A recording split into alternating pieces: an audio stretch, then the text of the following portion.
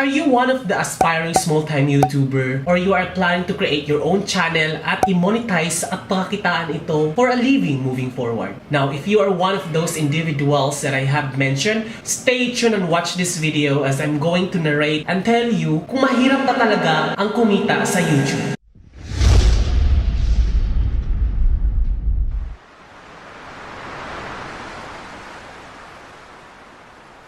Welcome back, guys. This is Jonathan Urbuda. You're watching I Love Tansyong TV, a channel that highlights and celebrates the beauty of life. Now, if you are new to this channel, consider subscribing. Just click the subscribe button, yung pula na nasa baba, and also yung bell notification na katabi nito para ma-notify kayo moving forward sa mga upcoming uploads ko. If you are using your social media like Twitter, Facebook, and Instagram, please follow me at I Love Tansyong, and don't forget to visit my blog. It's www.ilovetansyong.com. Welcome back to my 4th episode ng 10th Power kung saan pinag-uusapan ko ang mga random things at 10 ito every episodes. Now, pag-usapan natin ngayon kung mahirap ba talaga ang magiging content creator sa YouTube as of today, 2018. Additional changes to the YouTube Partner Program or YPP to better protect creators, and that was published Tuesday, January 16 of 2018. 2017 marked a tough year for many of you with several issues affecting our community and the revenue earned from advertising through the YouTube Partner Program. Despite those issues, more creators than ever are earning a living on YouTube, with the number of channels making over 6 figures, up over 40% year over year. In 2018, a major focus for everyone at YouTube is protecting our creators' ecosystem and ensuring your revenue is more stable. As Susan mentioned in December, we're making changes to address the issues that affected our community in 2017 so we can prevent bad actors from harming the inspiring and original creators around the world who make their living on YouTube. A big part of the effort will be strengthening our requirements for monetization so spammer, impersonators, and other bad actors can hurt our ecosystem or take advantage of you while continuing to reward those who make our platform great. Back in April 2017, we set a YPP eligibility requirements of 10,000 lifetime views, while that threshold provided more information to determine whether a channel followed our community guidelines and policies. It's been clear over the last few months that we need a higher standard. Starting today, we're changing the eligibility requirement for monetization to 4,000 hours of watch time within the past 12 months and 1,000 subscribers. We've arrived at these new thresholds after thorough analysis and conversations with creators like you. They will allow us to significantly improve our ability to identify creators who contribute positively to the community and help drive more ad revenue to them and away from bad actors. These higher standards will also help us prevent potentially inappropriate video from monetizing, which can hurt revenue for everyone. On February 20th, 2018, we'll also implement this threshold across existing channels on the platform to follow for a 30-day grace period. On that day, channels with fewer than 1,000 subs or 4,000 watch hours will no longer be able to earn money on YouTube. When they reach 1,000 subs and 4,000 watch hours, they will be automatically re-evaluated under strict criteria to ensure they complied with our policies. New channels will need to apply and their application will be evaluated when they hit this milestone. Though these changes will affect a significant number of channels, 99% of those affected were making less than $100 per year in the last year, with 90% earning less than $2.5 in the last month. Any of these channels who no longer meet this threshold will be paid what they've already earned based on our AdSense policies. After thoughtful consideration, we believe these are necessary compromises to protect our community. Of course, size zone is not only to determine whether a channel is suitable for monetization, so we'll continue to use signals like community strikes, spam, and other abuse flags hashtags to ensure we are protecting our creator community for bad actors as we continue to protect our platforms from abuse. We want to remind all of you to follow YouTube community guidelines, monetization basics and policies, terms of service, and Google AdSense program policies, as violating any of this may lead to removal from the YouTube Partner Program. While these changes will tackle the potential abuse of a large but disparate group, smaller channels, we also know that the bad actions of a single large channel can also have an impact to the community and how advertisers view YouTube. We'll be working to schedule conversation with our creators in the months ahead so we can hear your thoughts and ideas on what more we can do to tackle the challenge. One of the YouTube's core values is to provide anyone the opportunity to earn money from a thriving channel. And while our policies will evolve over time, our commitment to that value remains. Those of you who want more details around this change, you haven't yet reached this 4,000 hours / 1,000 subscribers threshold, can continue to benefit from our Creator Academy or our Help Center and all the resources on our creator site to grow your channel. Even though 2017 was a challenging year, thanks to creator like you, it was full of the moments that you make YouTube such a special place. Creator large and small, established and emerging, transform their talent and originally into videos that captivate over 1 billion people around the world. They made us laugh, thought us about our world, and warmed our hearts. We're confident the steps we're taking today will help protect and grow our inspiring community well into the future. Neil Mohan, Chief Product Officer, and Robert Keinsel, Chief Business Officer. Well, ito ang mga 10 pananaw ko kung bakit ginawa ito ng YouTube at kung anong impact nito sa mga small-time YouTuber just like me. We all know na ang mga big-time YouTuber are stable na sila when it comes to monetization, at kami mga small-time YouTuber, we're trying hard para makamit naman itong stability na makapag-sustain sa aming bills, simultaneously doing what we love. Now, here are my 10 points pagdating sa mga bagay na to. Number 1, YouTube is just protecting the ecosystem. Now, kasi we all know na lalo na ngayon, may mga bad actors talaga at mga spammers talaga na nag-take advantage sa platform para kumita. Napansin natin to lalo na mga nagtitrending. Akala mo quality yung content, pag kinlik mo mga slideshow nung pala ng mga picture na akala mo deceiving yung title. Yun yung iningatan ngayon ni YouTube para protektahan tayo mga legit na content creator, lalo na yung gumagawa talaga ng mga content creator just like this. Mayroong 3 stakeholders ang YouTube, which is the advertisers, YouTube itself, and also the content creators. At dapat maging balance itong 3 ito. Now, kung merong isa dito na sumira sa ecosystem na to, ito talagang maapektuhan ang 3 stakeholders na to. Just like content creators, na meron talagang pumapasok ngayon sa YouTube na mga sobrang spammer at nag-upload ng mga deceiving title at deceiving contents na nagtitrending pa sa YouTube Philippines, na kinlik mo, slideshow lang pala ng mga picture ng mga artista at dinadub at ninanarrate nila yung story, which is has nothing to do with the title and also ang thumbnail na ginagamit nila. So yun yung nakapagpasira sa ecosystem and again sa aming mga content creator na we're doing the best that we can to produce video just like this.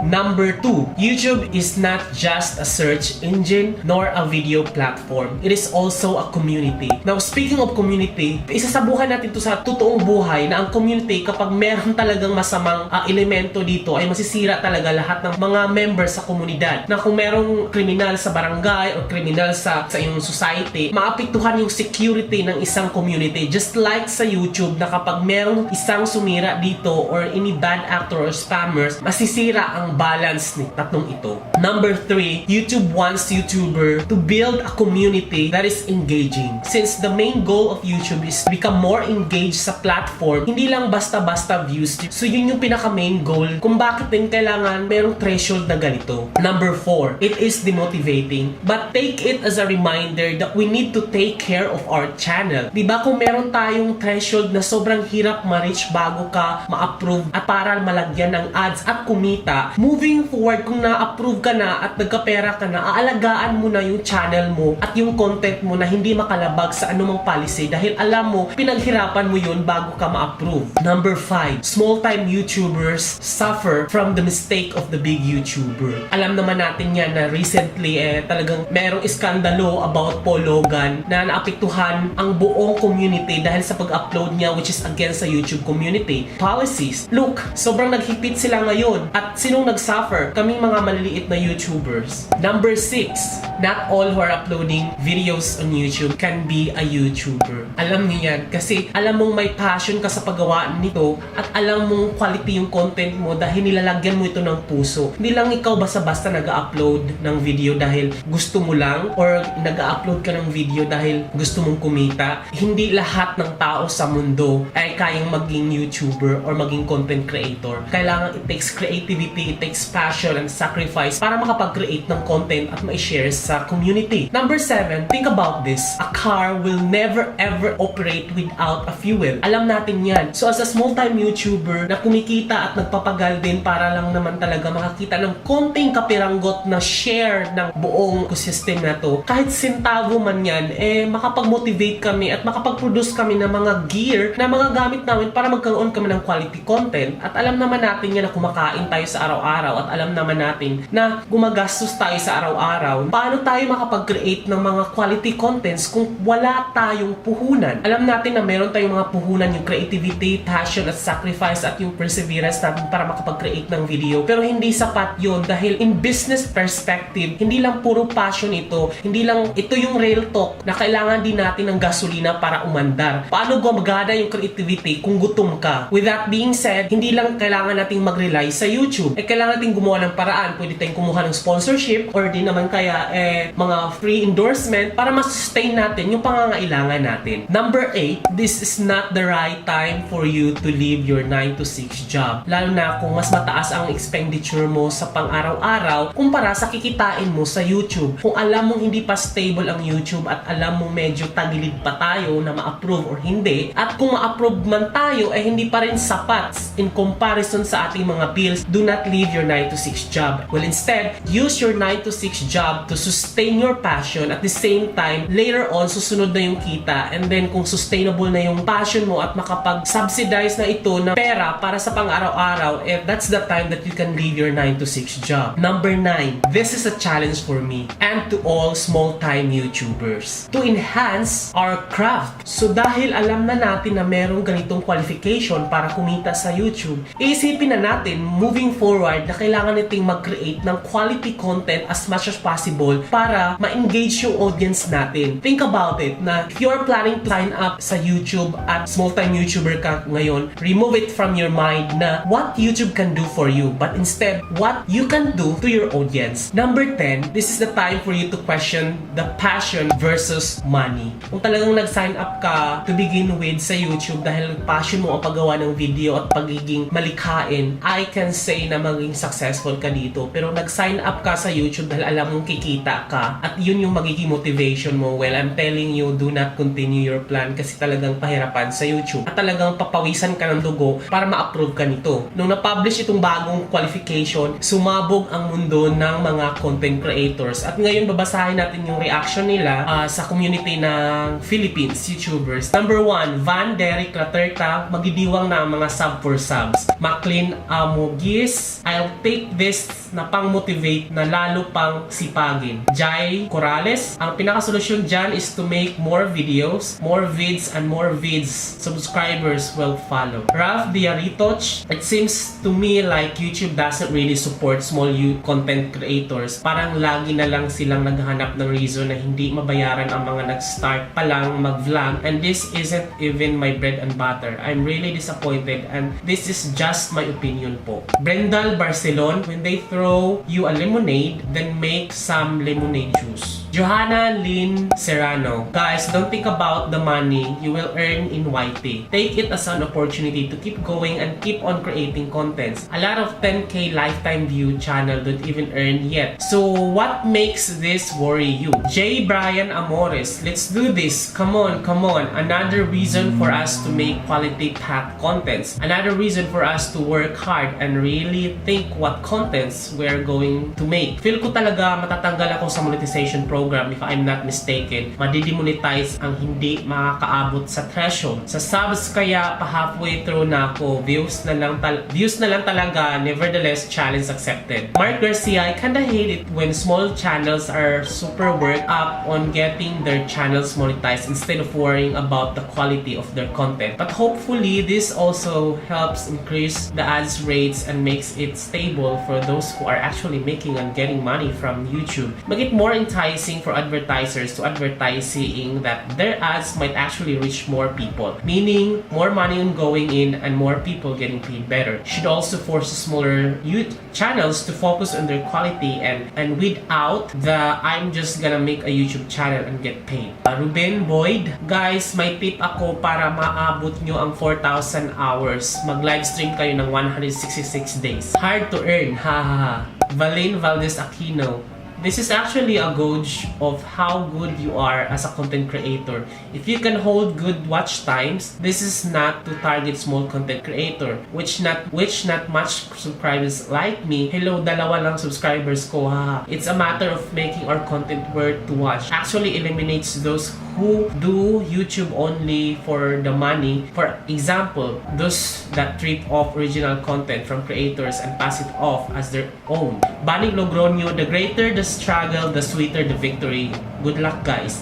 Steven Bansel, don't be disheartened. I know it looks difficult or it seems impossible for now, but always remember why you started YouTube in the first place.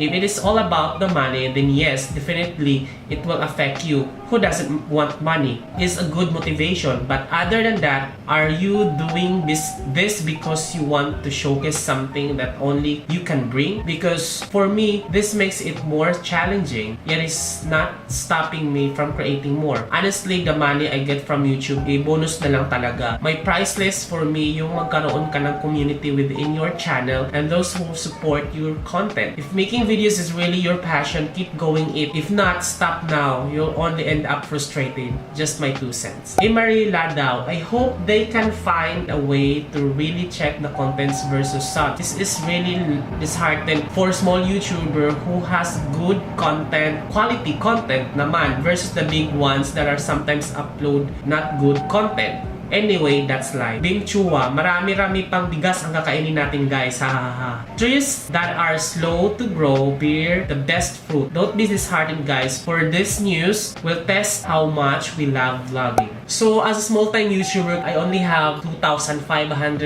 subscribers. Pero, kumikita na ako kasi aside from YouTube kasi, meron akong vlog ng www.ilovedancing.com na kumikita din ang yung AdSense ko. Luckily, sinwerte ako na kahit papano, nakakabayad ako ng mga pinambili kong camera, mga lights, at kung anong ginagamit ko sa pag-create ng video. Doon ngayon, hindi pa talaga siya sapat para makapag-sustain ng life at makapag-sustain ng daily expenditure ko. Pero luckily, as a passion ko naman ang pag-create ng ganito, malaking bagay na rin. Yun guys, kung meron kayong masasuggest at meron kayong feedback about this issue, i-comment nyo lang po below. Pag-usapan natin to kasi sobrang affected ngayon ng small-time YouTubers, lalo na sa Philippines, sa YouTube Vlogger Philippines community, sa Facebook, kasi talagang pinag-uusapan to kasi marami pang nagsisimula. Now, since marami na kasi ang YouTubers ngayon, now, kayong mga maraming YouTubers ngayon, ginagawa nyo ba rin to para sa pera o ginagawa nyo to para passion? Kasi kung pera lang talaga, I'm pretty sure maapektuhan kayo nitong bagong threshold and qualification ng YouTube. Now, think about it, diba? Para baka positive lang talaga naman talaga ang kirinat na nito later on. So, para din naman sa atin to at para sa